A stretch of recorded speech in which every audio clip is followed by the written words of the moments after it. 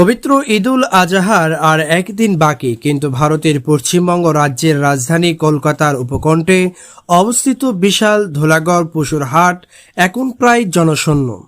টিনের চালার নিচে ব্যবসায়ীরা দল বেঁধে বসে আছেন, খোলা আকাশের নিচে প্রখর গরম সহ্য করে দাঁড়িয়ে আছে বিক্রির জন্য প্রস্তুত 200টিরও বেশি গবাদি পশুগুলো বাঁশের খুঁটির সঙ্গে বাঁধা থাকলেও আশপাশে কোনো ক্রেতার দেখা নেই। কলকাতা থেকে 130 কিলোমিটার অর্থাৎ 81 মাইল দক্ষিণ পশ্চিমে পূর্ব মেদিনীপুর জেলা, সেখান থেকে এক হিন্দু বিক্রেতা হাটে এসেছেন।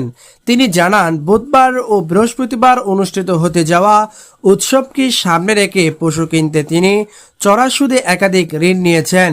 পশ্চিমবঙ্গের মোট জনসংখ্যার প্রায় 2.5 কোটি বা 27% মুসলিম, তাই এই সময়ে ভালো ব্যবসা হওয়ার কথা। কিন্তু তিনি বলছেন, এবছর পরিস্থিতি সম্পূর্ণ ভিন্ন। কে গরু কিনবে? মানুষ এখন আতঙ্কের মধ্যে দিন কাটাচ্ছে, বলেন ওই বিক্রেতা। প্রশাসনের রোষানলে পড়ার ভয়ে তিনি নিজের নাম প্রকাশ করতে চাননি।